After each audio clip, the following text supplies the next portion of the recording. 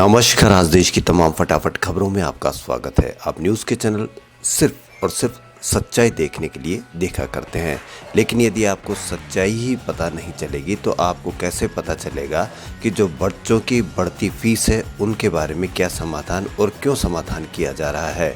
बच्चों की बेरोजगारी क्या वास्तव में चल रही है या वास्तव में उनको बेरोजगार होने के पीछे कोई समाधान की खोज की जा रही है या किसी प्रकार का काम किया जा रहा है ताकि उनके बच्चों की बेरोजगारी दूर की जा सके।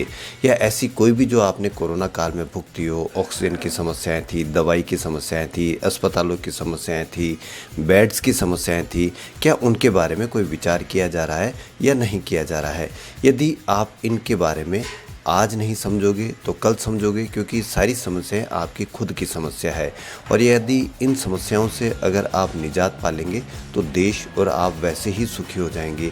किसी दूसरे के प्रति अपमानित या किसी दूसरे के प्रति गंदगी भरने के काम करने के बजाय इनके बारे में बात की जाए तो आप सुखी होंगे।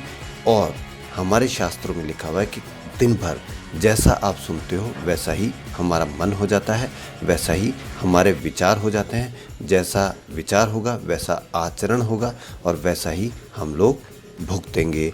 तो हम अच्छा देखें, अच्छा सुने और हमारे वो चीज़ के बारे में बात करें जो हमारे बच्चों के लिए अच्छा हो और हमारे लिए अच्छा हो। तो बढ़ते हैं अच्छी खबरों की ओर। देश में कोरोना वायरस के दैनिक संक्रमणों में लगातार कमी देखने को मिल रही है। बीते 24 घंटों के दौरान कोरोना वायरस के 10,853 नए मामले सामने आए हैं। हालांकि इससे एक दिन पहले देश में कोरोना से 10,929 लोग संक्रमित हुए थे। साथ ही बीते 24 घंटों के दौरान कोरोना के चलते 526 लोगों की मौत हुई, जबकि एक दिन पहले ये संख्या 392 थी। पिछले 24 घंटों के दौरान देश में 12,432 लोग ठीक हुए हैं।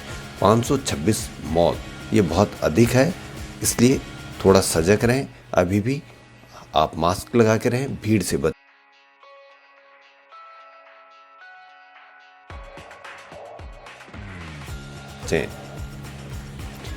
राष्ट्रीय राजधानी दिल्ली का वायु गुणवत्ता सूचकांक AQI रविवार को भी गंभीर श्रेणी में बना हुआ है। System of air quality and weather forecasting and research ने इसकी सूचना दी है। इसके मुताबिक आज सुबह 6:15 बजे दिल्ली की समग्र वायु गुणवत्ता 436 AQI के साथ गंभीर श्रेणी में पाई गई।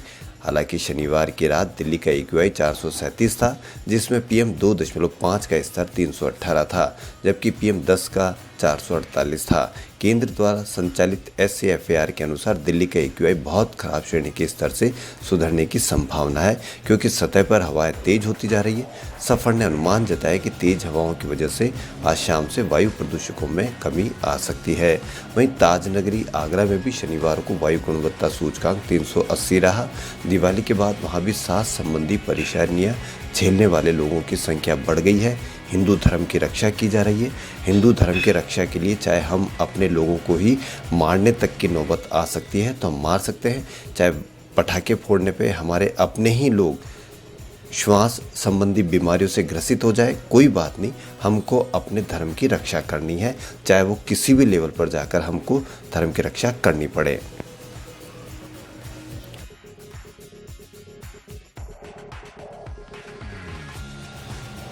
हरियाणा सरकार ने अपने बड़े चुनावी वादे को पूरा करते शनिवार को राज्य में निजी नौकरियों में आरक्षण के नियम पर मुहर लगा दी है। कानून के तहत राज्य में निजी क्षेत्र में स्थानीय लोगों के लिए नौकरी में 75% तक आरक्षण अनिवार्य होगा। हालांकि कोटा केवल उन नौकरियों के लिए लागू होगा जो 30,000 तक का सकल मासिक वेतन प्रदान करते हैं। मसौदा विधेयक ने इस आरक्षण के लिए वेतन सीमा 50,000 रुपये निर्धारित की थी, जिसकी उद्योग निकायों ने कड़ी आलोचना की थी। राज्य सरकार के पोर्टल पर कर्मचारियों के डेटा को अपलोड करने के लिए कंपनियों की समय सीमा 15 जनवरी 2022 है। राज्य सरकार ने इसे लेकर आज शनिवार को 6 नवंबर को अधिसूचना जारी कर दी है। जेजेपी के प्रवक्ता दीप कमल सहारण ने ट्विटर पर कहा कि स्थानीय रोजगार अधिनियम 6 नवंबर से लागू हो गया। 15 जनवरी 2022 के कर्मचारियों के डेटा को सरकारी पोर्टल पर अपलोड करने का आखिरी दिन है। भगवान राम के जीवन से जुड़े तीर्थ स्थलों की यात्रा के लिए आईआरसीटीसी ने रामायण यात्रा योजना बनाई है। इसके तहत पहली ट्रेन रविवार को नई दिल्ली से रवाना होगी। आईआरसीटीसी के मुताबिक नवंबर से जनवरी के बीच मदुरई, पुणे, श्री गंगानगर और अहमदाबाद से ट्रेनें क्रमशः 16, 25, 27 नवंबर 2021 और 20 जनवरी 2022 को रवाना होगी। दक्षिण भारत के तीर्थ पर्यटन जरूरतों को पूरा करने के लिए आईआरसीटीसी मदुरई से बजट श्रेणी की ट्रेनें चलाएगी, जिसमें स्लीपर श्रेणी के कोच होंगे। ट्रेन मदुरई से डिडिगुल, तिरुचिरापल्ली, करूर, इरोड, सेलम, जोरलारपेट्टी, काटपाड़ी, चेन्नई सेंट्रल, रेनीगुंटा और कड़प्पा होते हुए हम्पी, नासिक, चित्रकूट, प्रयागराज और वाराणसी जाएगी। यह रात 12 रात और 13 दिन की होगी। वहीं 25 नवंबर को श्री गंगानगर से रवाना होने वाली ट्रेन में 16 रात और 17 दिन का पैकेज मिलेगा।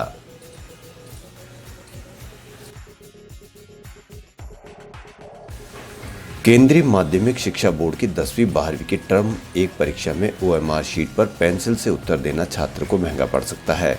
बोर्ड ने ओएमआर शीट पर पेंसिल का प्रयोग पूरी तरह से वर्जित किया है।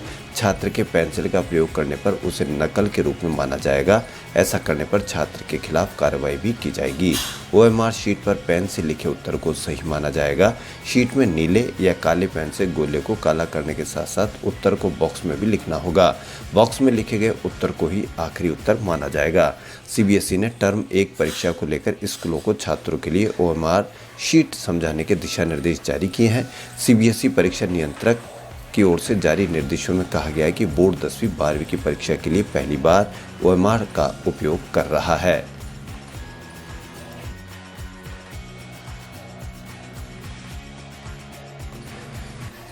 इराक के प्रधानमंत्री मुस्तफ़ा अल कदीमी के घर पर रविवार तड़के ड्रोन से हमला हुआ। इस हमले में वो बाल बच गए। इराकी सेना ने बताया कि आज सुबह बगदाद स्थित पीएम आवास को निशाना बनाकर विस्फोटकों से लदे एक ड्रोन से हमला हुआ। यह पीएम कदीमी की हत्या का प्रयास था। इस अटैक में प्रधानमंत्री की सुरक्षा में तैनात 6 लोग घायल हो गए। किसी भी गुट ने अभी तक बगदाद के ग्रीन जोन में स्थित प्रधानमंत्री आवास पर हमले की जिम्मेदारी नहीं ली है। मालूम हो कि इसी जोन में कई सरकारी इमारतें और विदेशी दूतावास है। कदीमी के ऑफिशियल ट्विटर अकाउंट पर कहा गया कि प्रधानमंत्री सुरक्षित है, लोगों को घबराने की जरूरत नहीं है।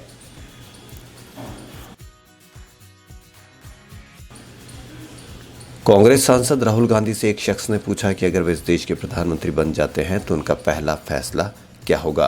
कांग्रेस नेता ने इसका मजेदार जवाब दिया। राहुल ने कहा कि हमारी सरकार बनी तो मेरा पहला फैसला महिला आरक्षण को लेकर होगा। दरअसल राहुल 21 मार्च को तमिलनाडु दौरे पर थे। इस दौरान वे कन्याकुमारी में मुलगुमदुन के सेंट जोसेफ स्कूल भी गए थे। यहाँ उन्होंने स्टूडेंट के साथ एक पारंपरिक डांस भी किया था।